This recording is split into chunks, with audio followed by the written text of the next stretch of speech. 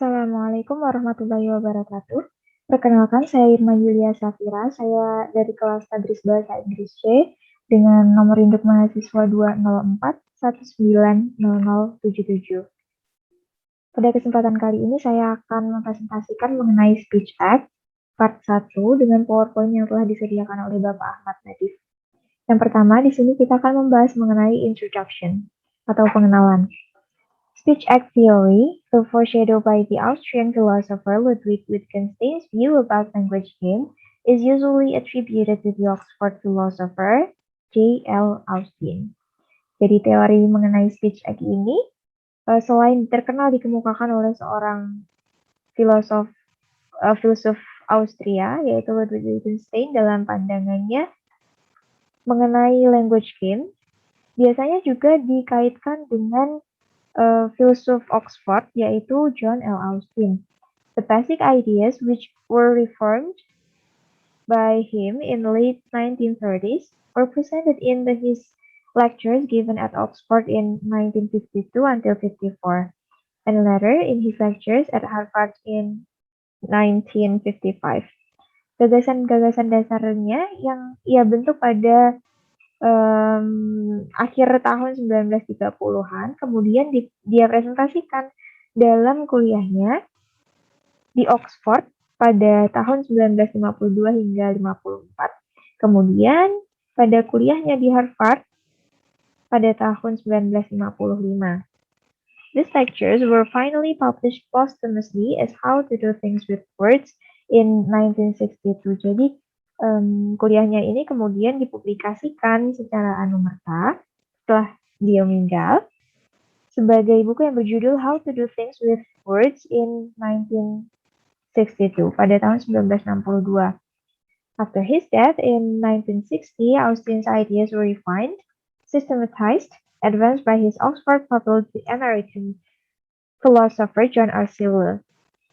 Jadi setelah beliau meninggal pada 1960, ide-ide beliau kemudian dikembangkan dan disistematiskan oleh siswa atau muridnya di Oxford, yang kemudian menjadi seorang filsuf Amerika yaitu John R. Sewell.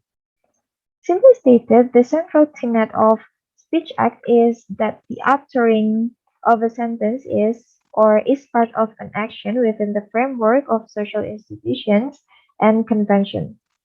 Secara sederhana, prinsip utama Speech Act adalah pengucapan sebuah kalimat merupakan bagian dari suatu tindakan dan dalam kerangka social institution dan convention. Kemudian di sini pandangan tersebut diletakkan dalam sebuah slogan yaitu saying is part of doing or words are part of deeds. Jadi ucapan adalah bagian dari perbuatan. Kemudian kita akan membahas mengenai performative versus constantive. In the 1930s, a very influential school of thought in philosophy was logical positivism. Pada tahun 1930-an, aliran pemikiran yang sangat berpengaruh dalam filsafat adalah positivisme logis atau logical positivism. One of its central doctrines is what is now called descriptive policy. Salah satu pemikiran atau doktrin yang utama adalah yang saat ini dikenal sebagai descriptive policy atau kesalahan-kesalahan deskriptif. Namely, the view that the philosophical interesting function of language is that making true or false statements, yaitu sebuah pandangan yang menyatakan bahwa bahasa yang menarik secara filosofis adalah pembuatan pernyataan salah dan benar. A particular version of the descriptive policy is the so-called verificationist thesis of meaning. Namely, the idea that unless a sentence can, at least in principle, be verified, it was strictly speaking meaningless. Versi tertentu dari descriptive policy adalah apa yang disebut verificationist thesis of meaning, yaitu gagasan yang menyatakan bahwa kecuali sebuah kalimat tersebut dapat diverifikasi setidaknya pada prinsipnya, kalimat itu benar-benar bermakna. Jadi maksud dari pendapat ini adalah pada masa itu kriteria kebenaran atau kebermaknaan sebuah kalimat hanya didasarkan pada truth condition atau berupa yang pernyataan yang menggambarkan keadaan-keadaan faktual yang bermakna. Nah, dari latar belakang inilah kemudian it was against this philosophical background that Austin set about developing his theory of speech acts. Jadi dari background inilah kemudian Austin membuat dan mengembangkan teorinya mengenai speech act. Dia menolak pendapat bahwa sebuah ujaran harus terikat dengan sebuah kondisi kebenaran atau truth or false karena tidak semua kata dapat disandarkan pada asas kebenaran benar atau salahnya ya. Tetapi beberapa ucapan terlebih karena beberapa ucapan itu juga berkorespondensi dengan tindakan tidak hanya mengenai benar atau salahnya. Selanjutnya, Austin made two important points. Austin membuat dua poin penting. Yang pertama yaitu he noted that some ordinary language sentences are not employed to make statements and hence cannot be said to be true or false. Dia mencatat bahwa beberapa kalimat bahasa yang digunakan dalam keseharian tidak digunakan hanya untuk membuat pernyataan yang karenanya tidak dapat dikatakan benar atau salahnya. Seperti contohnya, good morning. Is she a vegetarian? Put the car in the garage, please. Secondly, and more importantly, Austin observed that there are ordinary language declarative sentences that resist a truth conditional analysis in a similar fashion. The point of uttering such sentences is not just to say things, but also actively to do things. In other words, such utterances have both a descriptive and an effective aspect. Yang lebih penting ini, yang kedua ini adalah Austin mengamati bahwa terdapat kalimat deklaratif yang menolak analisis kondisi kebenaran dengan cara yang sama. Jadi maksud dari mengucapkan kalimat-kalimat tersebut bukan hanya untuk mengatakan atau menyatakan sesuatu atau mendeskripsikan sesuatu, melainkan juga untuk aktif melakukan sebuah aksi dalam pengucapan kalimat tersebut. Sehingga kata-kata atau ujaran-ujaran tersebut selain memiliki makna deskriptif juga memiliki juga dikatakan efektif, juga memiliki aspek efektif. Accordingly, Austin called them performative. Sehingga oleh karena itu Austin menyebutnya sebagai performatif, and he distinguished them from assertion or statement making utterances which he called constitutive. Kemudian dia membedakannya dengan ujaran pernyataan yang kemudian ia sebut sebagai constitutive.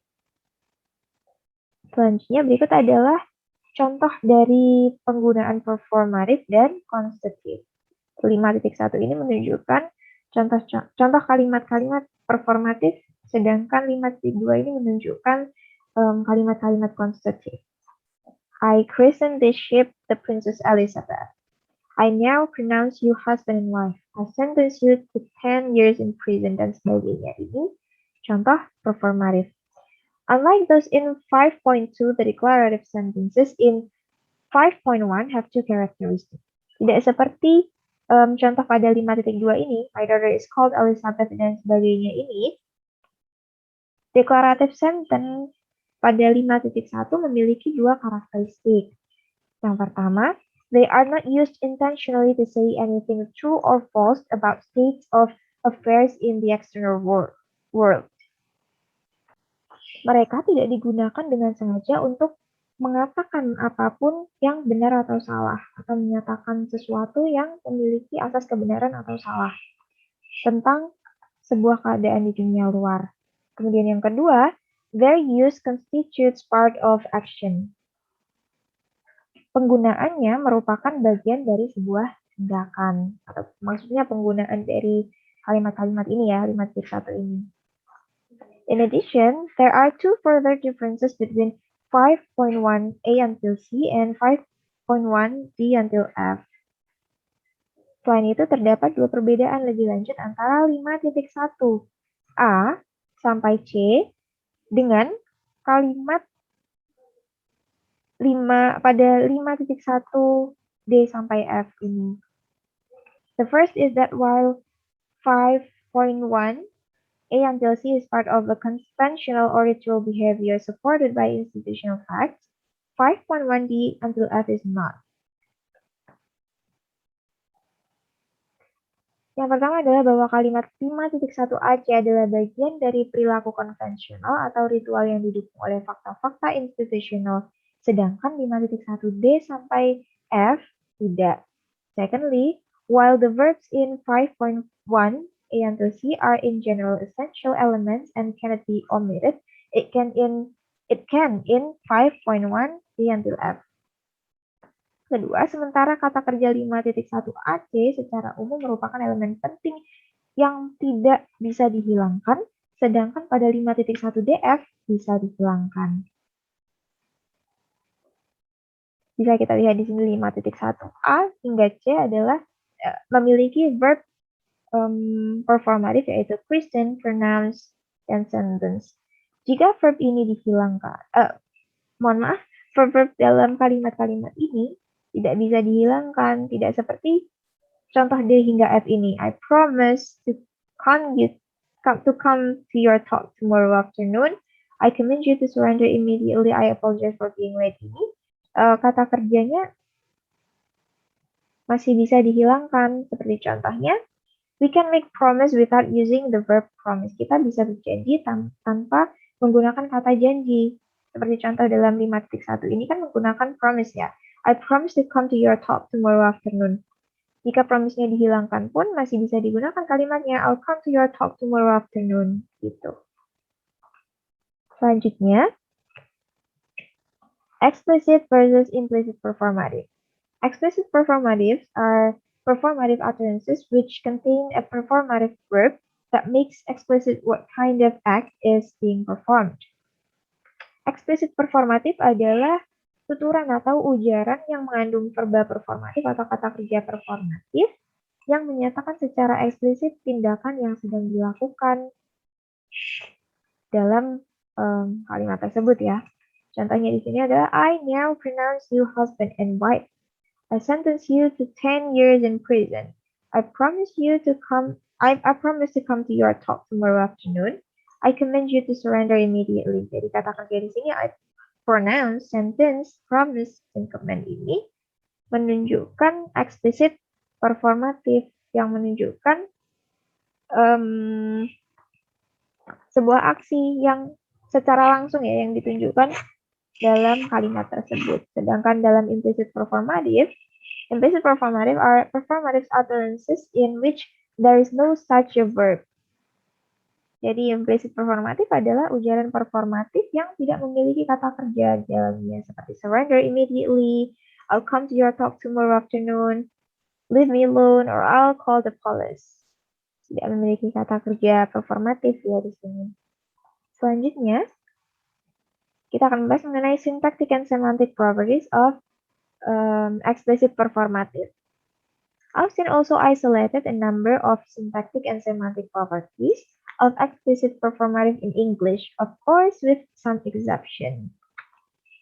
Austin juga membedakan atau memisahkan beberapa syntactic dan semantic properties dari explicit performative dalam bahasa Inggris, tentunya dengan beberapa pengecualian.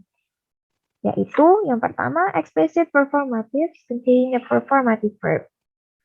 Explicit performative mengandung kata kerja performatif. Sedangkan yang kedua, the performative nature of such a verb can be reinforced by adding the adverb hereby. Sifat performatif dari kata kerja semacam itu dapat diperkuat dengan menambah kata adverb hereby. Dan yang ketiga adalah explicit performative occur in sentences with the first person singular subject of a verb in the simple present tense, indicative mood, and active voice.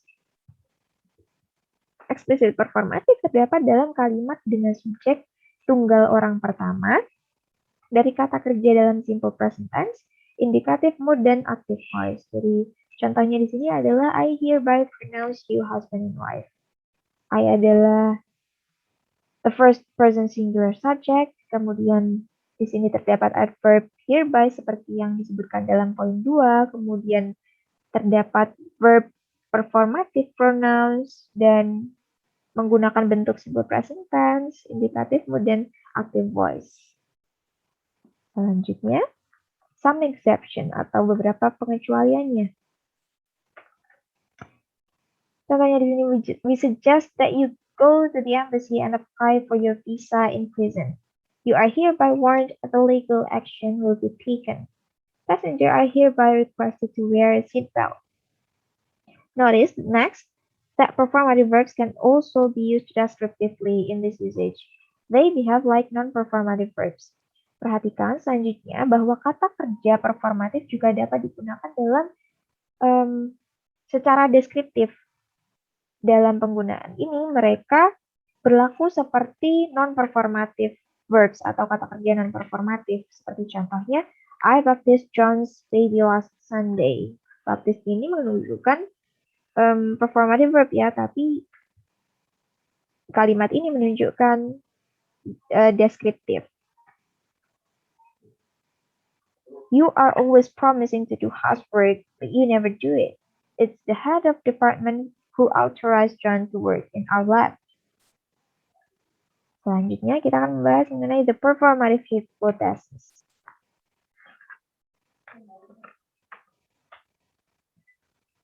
In order to account for implicit performatives, an analysis known as the performative hypothesis was put forward in 1970s. Untuk menjelaskan implicit performatif, sebuah analisis dikenal sebagai performative hypothesis yang diajukan pada 1970-an. The basic idea of the hypothesis is underlying every sentence, there is a hidden matrix performative clause of the form given in. Ide dasar dari hipotesis adalah mendasari atau menekankan bahwa di setiap kalimat terdapat hidden matrix performative clause atau matrix performative clause yang tersembunyi dalam bentuk yang diberikan. Dalam formula ini, I hereby VP you that as. Where VP is a performative sentence, di mana VP adalah, performative verb, di mana VP adalah kata kerja performatif, dan as di sini adalah complement clause. Kemudian the performative verb which is in indicate mood, active voice, and simple present tense will always make explicit what is implicit. So the matrix performative clause can be deleted without meaning being changed. Jadi performative verb yang berada di dalam indicative mood, active voice, dan simple present tense akan selalu memperjelas apa yang tersirat. Meskipun klausa matrix clause-nya dihapus dan klausa matrix performative itu dapat dihapus tanpa mengubah maknanya. Thus, according to this hypothesis, the performative matrix clause in the deep or underlying structure of 5.4 shows up overly in 5.5. Jadi menurut hipotesis ini, matrix performative clause berada di dalam atau mendasari struktur dari contohnya 5.4 muncul secara terang-terangan seperti dalam contoh 5.5 ya. Dalam 5.4 ini kan terdapat klausa stand up. Dia kemudian mendasari atau menjadi dasar dalam kalimat 5.5 ini. Dia menjadi matrix clause ya. I hereby request that you stand up, or I hereby order you to stand up. Stand up di sini adalah matrix, the performative matrix clause. Selanjutnya, problems with the performative hypothesis. There are many cases of implicit performatives which do not have an explicit performative version, even though the relevant verb can be used in a descriptive way. Ada banyak kasus implicit performatif yang tidak memiliki versi performatif eksplisit. Meskipun kata kerja yang relevan dapat digunakan secara deskriptif. Seperti contoh di sini 5.6, you are a stupid cow. I hereby insult you that you are a stupid cow. Kemudian John insulted Mary by saying that she was a stupid cow. Intuitively, 5.6a is most naturally interpretable as an insult. Jadi secara intuitif, contoh 5.6a ini, you are a stupid cow, merupakan contoh yang paling alami yang dapat ditafsirkan sebagai penghinaan. But contrary to the prediction of the performative hypothesis, it does not seem to have an implicit equivalent as shown by the oddness of 5.6b. Tapi bertentangan dengan prediksi dari performative hypothesis yang tampaknya tidak memiliki eksplisit ekuivalen atau padanan eksplisit seperti yang ditunjukkan pada contoh 5.6b. I hereby insult you that you are a stupid cow. On the other hand, as 5.6c indicates the verb insult can be used descriptively without any problem. Di sisi lain, seperti contoh dalam 5.6c, kata kerja insult dapat digunakan secara deskriptif tanpa masalah. More or less, the same can be said of such speech as lying, threatening, and punishing. Kurang lebih hal yang sama juga dapat terjadi dalam contoh perkataan yang mengandung makna berbohong, maksudnya berbohong, atau mengancam dan menghukum.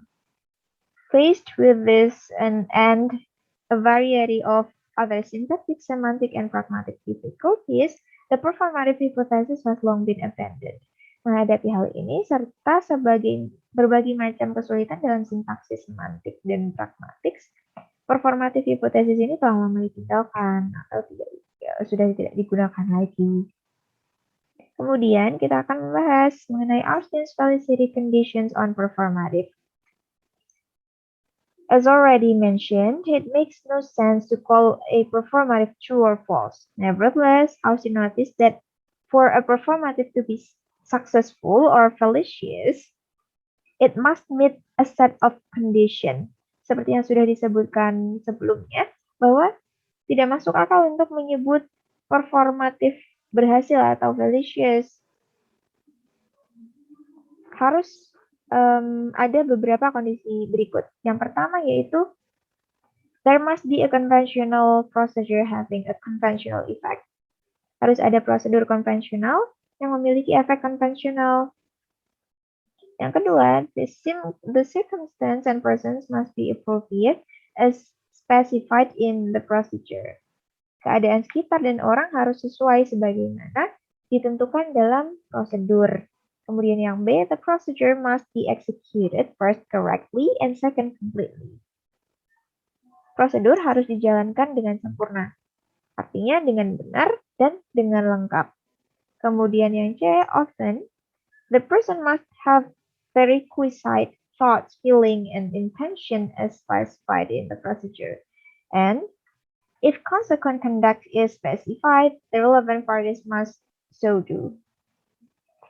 Sering orang tersebut harus memiliki pikiran, perasaan, dan niat yang diperlukan seperti yang sudah ditentukan dalam prosedur, dan jika perilaku konsekuen ditentukan pihak terkait harus melakukannya. If condition A or B are not observed, then what Austin described as misfire takes place.